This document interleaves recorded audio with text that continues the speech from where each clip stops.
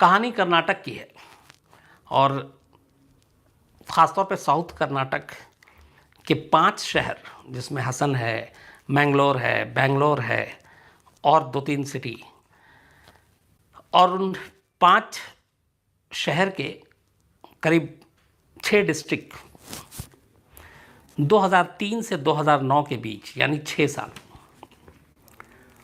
होता क्या है कि इन 5 शहर के अलग अलग इन 6 ज़िलों में जो स्टेट राज्य का जो बस स्टॉप होता है, या जिसको हम लोग बस अड्डा भी कहते हैं, बस स्टॉप नहीं बल्कि बस अड्डा,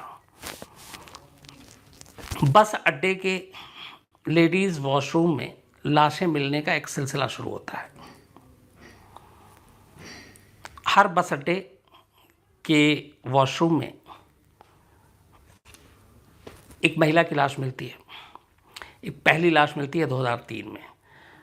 वॉशरूम का दरवाज़ा अंदर से बंद था, तो अब लोग बाकी जो बाहर खड़े हुए थे अंदर जाने के लिए, बहुत देर तक दरवाज़ा नहीं खुलता तो वो आवाज़ करते हैं। फिर लोग आते हैं, बस अड्डे के एम्प्लॉय आते हैं, दरवाज़ा तोड़ा जाता है। जब दरवाज़ा तोड़ा जाता है तो देखते हैं कि अंदर एक महिला की लाश पड़ी है। और ख़ास बात ये थी कि वो महिला बिल्कुल दुल्हन के लिबास में, शादी का जोड़ा पहने हुई है, और वो लगभग अंदर बेहोश पड़ी हुई है। उसके बाद पुलिस को बुलाया जाता है, पुलिस हॉस्पिटल ले जाती है तो पता चलता है वो तो मर चुकी है। पोस्टमार्टम होता है तो पता चलता है कि उसने पॉइज़न खाया। आसपास में लोगों से पूछा जाता है, कोई आइडेंटिफाई नहीं कर पाता, उसकी पहचान होती नहीं है। फिर पुलिस अंतिम संस्कार कर देती है।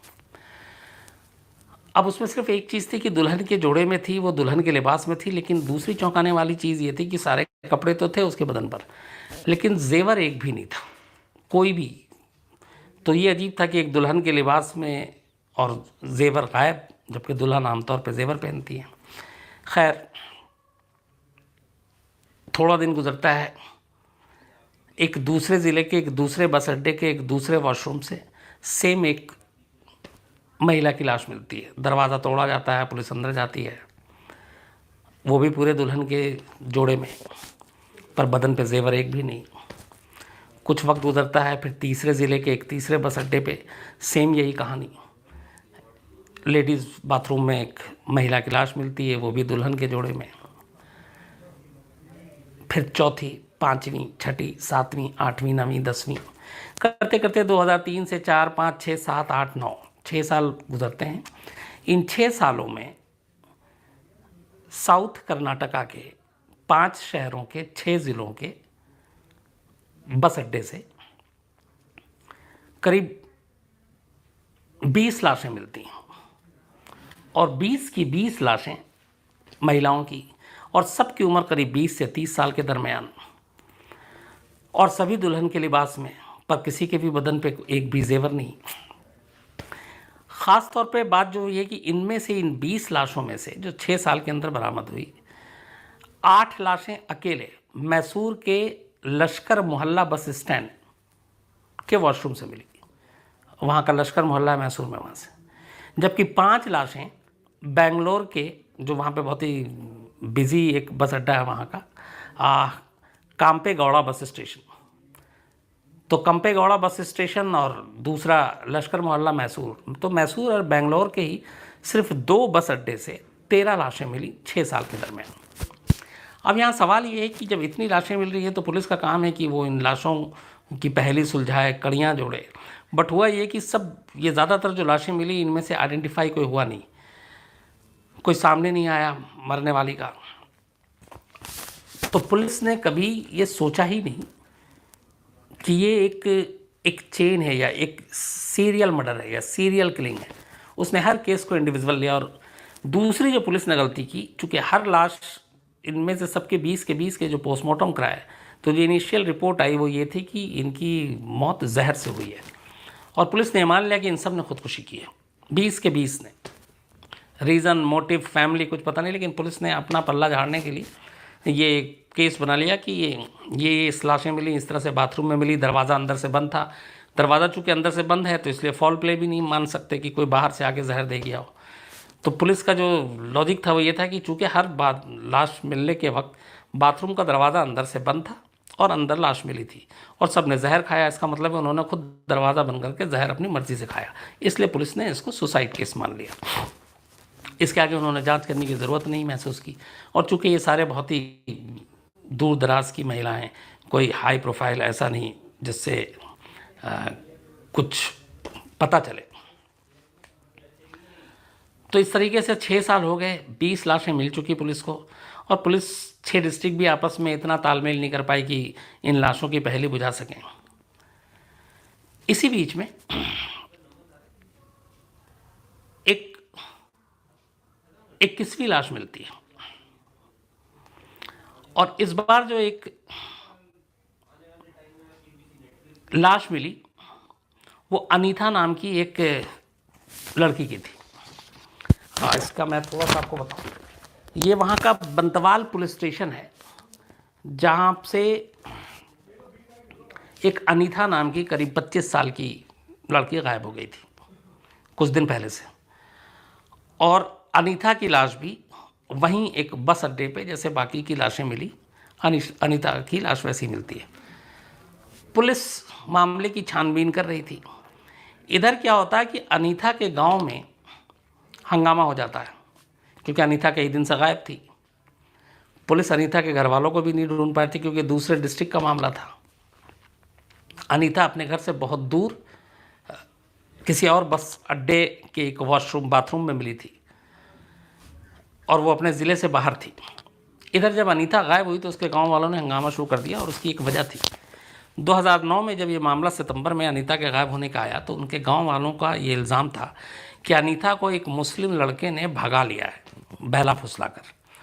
और ये जो लव जिहाद अभी आजकल इंडिया में चल रहा है, आप सुन रहे होंगे कि 2 धर्मों के बीच लड़का लड़की जो प्यार करते हैं या शादी कर लेते हैं, लव जिहाद का नाम देकर जो हो रहा है, तो ये उसकी उस वक्त शुरुआत थी। तो उस गांव में ये हुआ कि अनीता के फैमिली और गांव वालों ने इल्ज़ाम लगाया कि यहीं का एक मुस्लिम लड़का है, वो अनीता को लेकर भगा के ले गया है, और अगर अनीता को वापस नहीं लाया गया तो उन्होंने विरोध प्रदर्शन से शुरू किया। इस साथ में ये धमकी दी कि वो पुलिस स्टेशन में आग लगा देंगे। अब डेली 2-3 दिन तक धरना प्रदर्शन वहाँ होता रहा गाँव में। पुलिस दबाव में आ गई, उनको लगा कि ये तो बात बढ़ रही है और मामला यहाँ लव जिहाद का आ गया। तो मजबूरी में फिर ऊपर तक बात गई, नेताओं तक बात गई। उसके बाद पुलिस के ऊपर प्रेशर आया, पुलिस को कहा गया कि आप फटाफट इस मामले को, केस को सुलझाओ। तो अब पुलिस पहली बार हरकत में आती है। इसी बीच जब पुलिस अभी जांच ही कर रही थी कि अनीता की लाश बंथवाल पुलिस स्टेशन के एक तहत पड़ने वाला वो जो बस अड्डा था, वहाँ के वॉशरूम से मिली। पुलिस ने जब अपनी जांच पहली बार सीरियसली की तो बाकी आस पड़ोस के डिस्ट्रिक्ट में भी पता क्या कि भैया ये एक अनीता नाम की लड़की है, ये तस्वीर है, ये गायब है, आपके यहाँ कोई खबर मिसिंग, कोई अनआइडेंटिफाइड लाश मिली हो। इस जानकारी के चलते अचानक एक पुलिस स्टेशन से पता चल गया कि हाँ भाई, अनीता ऐसे से एक बस स्टॉप थी और उसकी लाश मिली है, और उसने जहर खा लिया और सुसाइड किया है, और शादी के जोड़े में थी। तो अब यहाँ पे अब भी गाँव में ये था कि वो एक मुस्लिम लड़का भगा कर ले गया, उसने उसको धोखा दिया, शादी की, तो ये सारी चीज़ें थी। अब ये था कि मामला कहीं तनाव और 2 कम्युनिटी के बीच कुछ और ना हो जाए, टेंशन ना हो जाए। तो अब पुलिस ने और ज़्यादा तेज़ी से जांच शुरू की। तो जब जांच शुरू की पुलिस ने, तो अनीता का सबसे पहले मोबाइल नंबर को ट्रेस किया और उस मोबाइल नंबर के कॉल डिटेल खंगाले। जब कॉल डिटेल खंगाले तो पता चला कि अनीता के गायब होने से कुछ दिन पहले अनीता डेली रात को सबसे लंबी बात करती थी फ़ोन पे, और वो नंबर 1 था। पुलिस ने अनीता के मोबाइल से उस नंबर को ट्रेस किया। वो नंबर एक महिला का निकला जिससे लंबी अनीता बात करती थी। पुलिस उस नंबर तक पहुंची, उसके घर तक पहुंची, तो पता चला कि जिस महिला का ये मोबाइल नंबर था, उस महिला को गायब हुए 1 साल हो गया और वो महिला अभी तक नहीं मिली। अब यहाँ पुलिस को लगा ये एक इत्तेफाक हो सकता है, कहीं चली गई हो, क्या है। खैर, पुलिस ने अब उस महिला के कॉल डिटेल को खंगाला जो दूसरी जिस पे अनीता बात करती थी, जो 1 साल से गायब थी। तो जब उसके कॉल डिटेल को खंगाले गए तो उसमें से कुछ नंबर को निकाला गया, जिसमें फिर रात को लंबी सबसे ज़्यादा जो बात होती थी, सबसे लंबा ड्यूरेशन था। तो पता चला कि वो एक तीसरी महिला का है जो एक बराबर के डिस्ट्रिक्ट में रहती है। पुलिस वहाँ पहुँची, पता चला वो महिला 2 साल से गायब है। अब पुलिस के लिए अजीब उलझन। खैर, उस तीसरी महिला के फिर उस कॉल डिटेल को निकाला गया, उसको खंगाला गया, फिर पता चला कि जो सबसे ज़्यादा लंबी लंबी बात करती थी वो फ़ोन चौथी भी एक महिला की है। पुलिस ने उस चौथी महिला तक पहुंचने की कोशिश की तो पता चला कि वो भी गायब है और लंबे वक्त से गायब है। इस तरह फिर उस महिला के ज़रिए पांचवी महिला कॉल को निकाला गया, पता चला वो भी महिला का नंबर और वो भी गायब है। अब पुलिस को लगा कि ये हो ना हो ये जिस्म फरोशी के धंधे या रैकेट का मामला है, क्योंकि सारे फ़ोन एक दूसरे से जो कनेक्ट हो रहे हैं वो महिलाओं के निकल रहे हैं, वो सारी महिलाएं गायब हैं। तो या तो उन्हें बेच दी गई, ख़रीद ली गई, या कहीं और भेज दिया गया, गल्फ़ भेज दिया गया। पुलिस इस उधेड़-बुन में थी। इस बीच में कॉल डिटेल को खंगालने का और उस पर जांच का काम जारी था। 5वें, 6ठे, 8वें, 9वें, 10वें करते करते पुलिस करीब 18-19 कॉल तक पहुंच गई और सब की सब महिलाओं के नंबर। 19वें कॉल पे जब पुलिस ने कॉल डिटेल निकाला तो एक नंबर मिला और इस बार पहली बार, अच्छा वो सारे मोबाइल बंद थे जो पहले के थे सब। 19वां जो नंबर था, 19वीं महिला का जो निकला था, एक कड़ी जुड़ती गई। वो पुलिस ने कॉल जब उसको लगाया सर्विलांस पे तो पता चला वो फ़ोन एक्टिव है। पुलिस ने बातचीत का लोकेशन देखा तो वो मैंगलोर के पास एक गांव है, वहाँ का लोकेशन निकला। पुलिस उस गांव तक पहुंची जहाँ का लोकेशन दिखा रहा था। जब वहाँ पुलिस गई तो देखा कि एक 13-14 साल का बच्चा वो फ़ोन इस्तेमाल कर रहा है। पुलिस ने उस बच्चे को पकड़ा और उसका बोला कि ये, तो उसने कहा कि ये मुझे मेरे चाचा ने दिया। तो उसने कहा तुम्हारे चाचा का नाम क्या है? तो उसने कहा मोहन कुमार। तब पुलिस को पहली बार मोहन कुमार का नाम सुनाई देता है।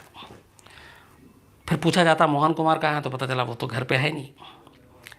इस बीच अब बच्चे से और उस मोबाइल के ज़रिए मोहन कुमार का एक नंबर मिलता है। जब उसको सर्विलांस पे लगाया जाता है तो पता चलता है कि मोहन कुमार अब डेली रात को एक और महिला है वहीं हसन इलाके में, उससे रात रात को बात करता है। उस महिला का लोकेशन पता चला, पुलिस की एक टीम उस महिला तक जाती है। उस महिला से पूछती है कि आप इसको जानते हो? तो कहती नहीं, मैं मोहन कुमार नाम के किसी आदमी को नहीं जानती। कहती पर ये तो आप जिस नंबर पे बात कर रही है मोहन कुमार है। उसने कहा नहीं, उसने अपना नाम कुछ और बताया।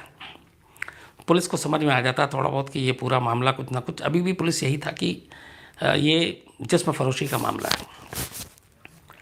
खैर पुलिस उस महिला को अपने साथ मिलाती है और कहती है कि तुम इससे मिलने के लिए बुलाओ और इसको कोई जगह बताओ जहाँ मिले। महिला उससे बात करती है, उसके बाद एक जगह फिक्स होता है, वो कहती है यहाँ मिलो।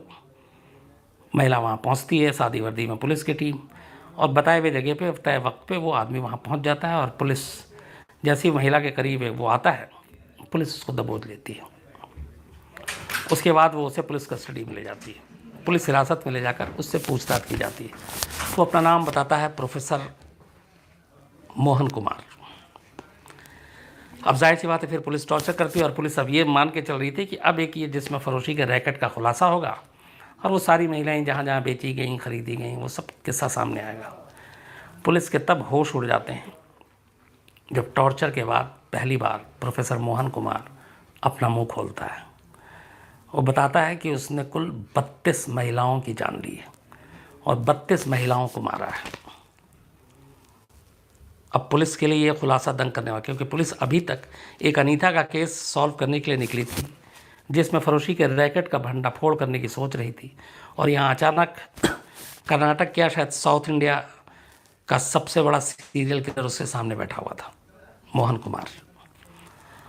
और वो बताता है कि उसने 32 महिलाओं की जान ली। इसके बाद वो अपना कहानी बताना शुरू करता है पुलिस को, और उसकी पूरी कहानी जो थी, मैंगलोर के पास एक गांव के सरकारी स्कूल में, प्राइमरी स्कूल में मोहन कुमार साइंस पढ़ाया करता था, इंग्लिश पढ़ाया करता था और मैथ पढ़ाया करता था, चूँकि उस वहाँ पे स्कूल में एक साथ एक टीचर कई सिलेबस पढ़ाते हैं। इसकी ऑलरेडी एक शादी हो चुकी थी। इसके बाद एक दिन ये एक महिला के ऊपर इसकी नज़र पड़ती है, वो उसको अपने चंगुल में फांसने की कोशिश करता है। महिला विरोध करती है और वो गांव में आसपास में दूर दूर तक कोई था नहीं, तो एक नहर के ऊपर से गुजर रहा था। जब महिला इसकी बात नहीं मानती तो ये महिला को ऊपर से धक्का दे देता है पुल से, महिला नहर में जा गिरती है। ये समझता है वो मर गई, ये वापस चला जाता है, लेकिन महिला बच जाती है। उसके बाद वो पुलिस में रिपोर्ट लिखाती है। पुलिस मोहन कुमार तक पहुंचती है, उसे गिरफ्तार कर लेती है और अटेम्प्ट टू मर्डर के इल्ज़ाम में उसे जेल भेज देती है। लेकिन कुछ महीने के बाद ही मोहन कुमार इस केस से बरी हो जाता क्योंकि सबूत नहीं थे। लेकिन उसकी गिरफ्तारी के फ़ौरन बाद उसकी स्कूल से टीचर की नौकरी चली जाती है, उसको बर्खास्त कर दिया जाता है। अब वो उसके बाद जेल से बाहर आता है बेरोज़गार। उसका एक दोस्त भी नहीं कहेंगे, एक जानने वाला था, एक सोनार के यहाँ काम करने वाला सलीम नाम का शख्स। सलीम का काम ये था कि जो जेवर, सोने के जेवर होते थे, उसकी पॉलिशिंग किया करता था। और उसकी पॉलिशिंग के लिए केमिकल तमाम तरह के यूज़ होते हैं और एक साइनाइड भी यूज़ होता है। तो उसे सलीम से एक दिन पता चला जब वो साफ कर रहा था कि ये साइनाइड है, ये दुनिया के सबसे ख़तरनाक जहर में से एक जहर है। अगर इसे इंसान को दे दिया जाए तो कुछ ही मिनट के अंदर वो मर जाता है। बट ये हर एक को नहीं मिलता। इसके लिए केमिकल के शॉप से आपको तभी मिलता है जब आप इसकी ज़रूरत शो करते हैं या वो आपको जानता है। तो ये सिर्फ सोनार और जेवर के जो दुकानदार हैं उन लोगों को मिलता है। ये इससे उसने पूरी साइंस की जानकारी मिल गई। इसके बाद ये केमिस्ट के पास खुद को अपना सोनार उसी दुकान का बताता है कि मैं वहाँ से आया हूँ, और ये साइनाइड खरीदता है। और ख़रीदने के बाद अब ये निकलता है मिशन पे। इस दौरान ये बेरोज़गारी और सारी चीज़ें हो चुकी थी। इसने पहली बीवी को तलाक दे दिया, फिर दूसरी शादी कर ली, और फिर दूसरी के अलावा एक तीसरी शादी कर ली। तीसरी बीवी का नाम इसकी श्रीदेवी था, और तीसरी बीवी से ये ज़्यादा प्यार करता था। इसके बाद इसने, बेरोज़गारी आ गई थी, अब इसने कहा कि क्या करें, तो इसने एक नया तरीका ईजाद किया। ये साउथ कर्नाटका के इंटीरियर में जाता, छोटे छोटे जगहों पे, डिस्ट्रिक्ट में, और 20 से 30 साल की ऐसी लड़कियों को अपना शिकार बनाता जिनकी शादी की उम्र हो गई है, जो गरीब है और जिनकी शादी नहीं हो रही है।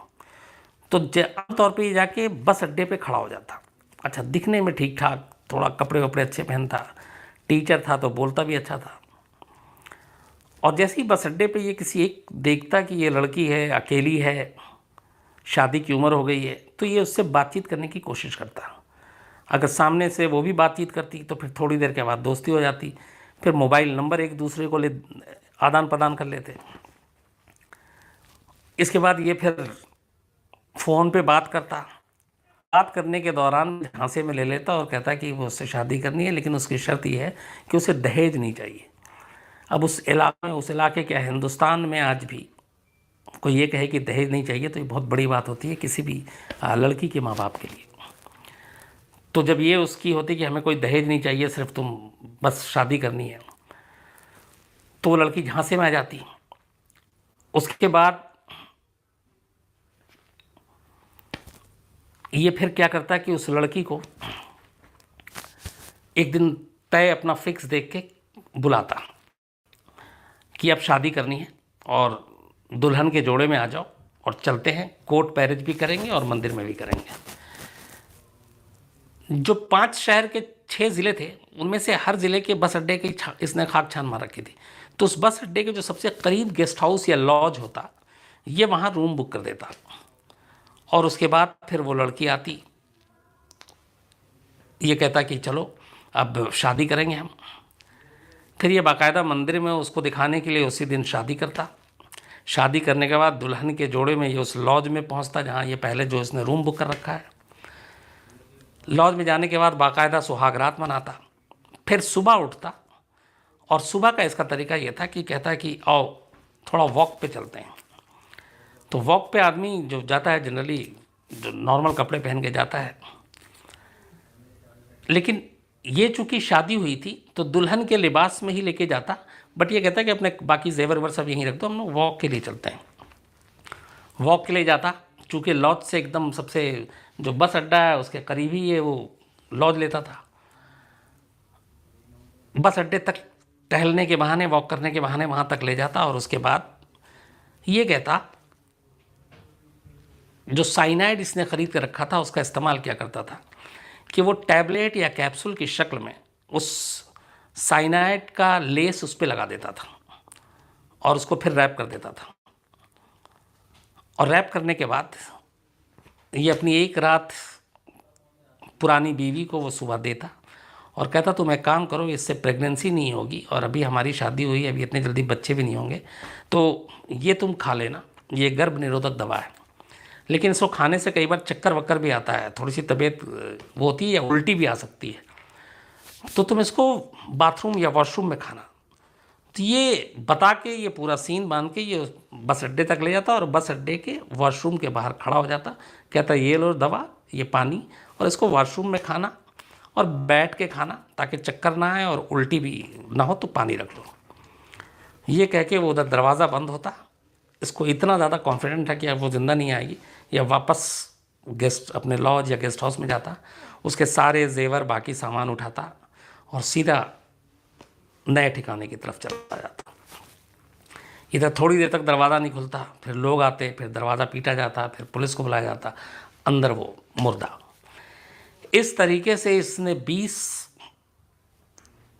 लड़कियों के, जो जिनकी उम्र 20 से 30 साल की थी, एक एक कर अलग अलग ज़िले में अलग अलग। अच्छा, एक लॉज का इसने कभी दोबारा इस्तेमाल नहीं किया, इसने हर बार अपना नाम बदला, ये हमेशा अपने आप को सरकारी मुलाजिम बताता था, विजिटिंग कार्ड रखता था। लेकिन एक चीज़ जो गलती करता था वो हमेशा वो एक था कि ये नाम अलग अलग बता के तो गेस्ट हाउस में या लॉज में रहता था, लेकिन पता हमेशा एक बताता था। पता में कभी इसने दोबारा हेर फेर नहीं किया। उसके बावजूद कभी पुलिस इन कड़ियों को जोड़ नहीं पाई और उस तक पहुंच नहीं पाई, यह हैरत की बात है। खैर, इस तरीके से ये सारी चीज़ करता और उसके बाद जो लूट के जो जो जेर उन औरतों के वो सारे होते, ये उसको ले वापस मैंगलोर आता और गोल्ड जो लोन होते हैं, जो आप सोना गिरवी रख के पैसे लेते हैं, तो ये सारे गिरवी रख देता और उसके बदले में ये उनसे पैसे लेता और अपना खर्च चलाता। इस तरीके से इसने कुल 20,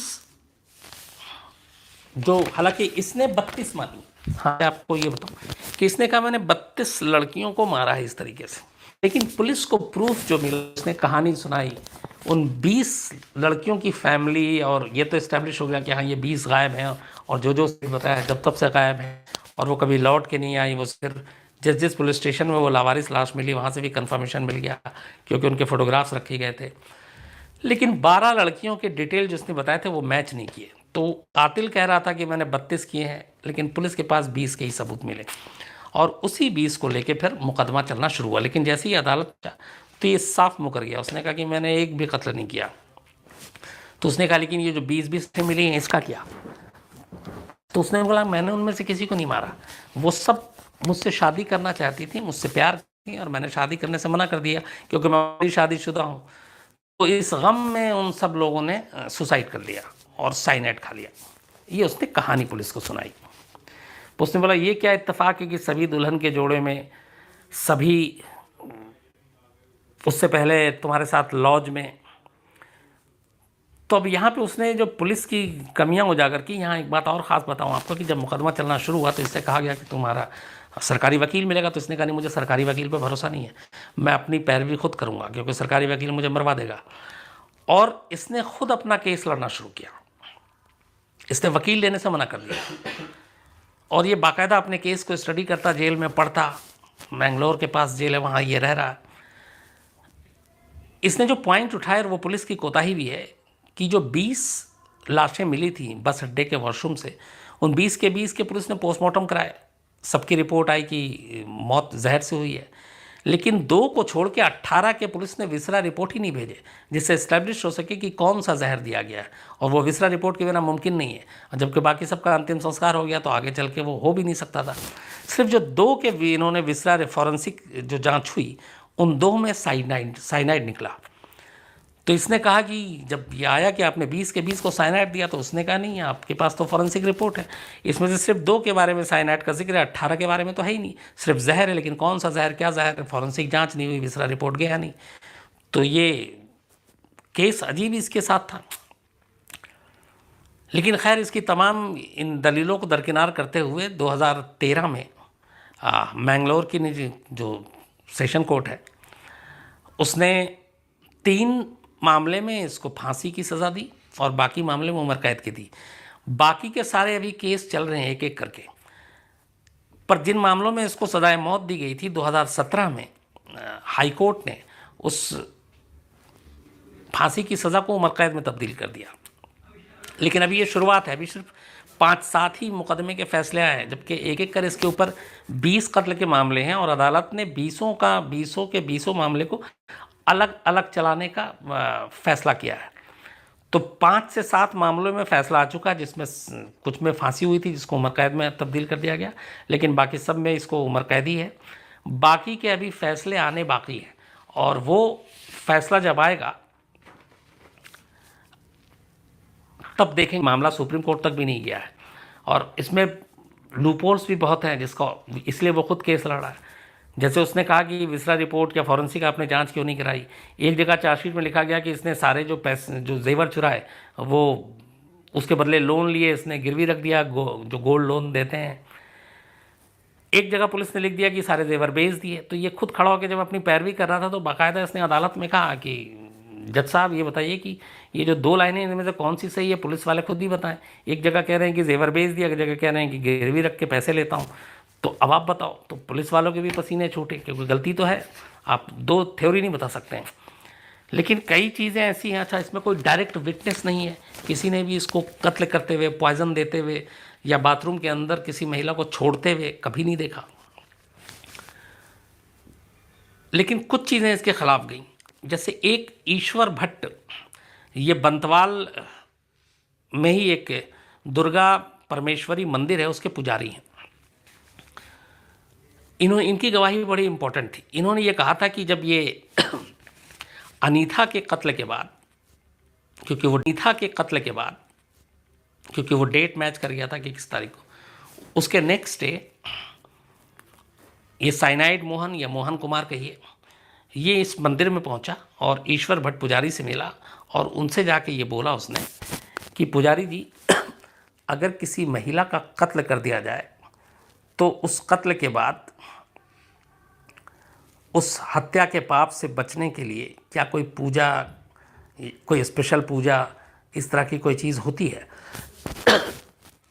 क्योंकि प्रायश्चित करना चाहते हैं। तो पंडित जी को, ईश्वर भट्ट को अजीब लगा कि ये कौन सा शख्स जाके कह रहा है कि किसी महिला के कत्ल के बाद उस पाप को धोने के लिए कोई स्पेशल पूजा होती है।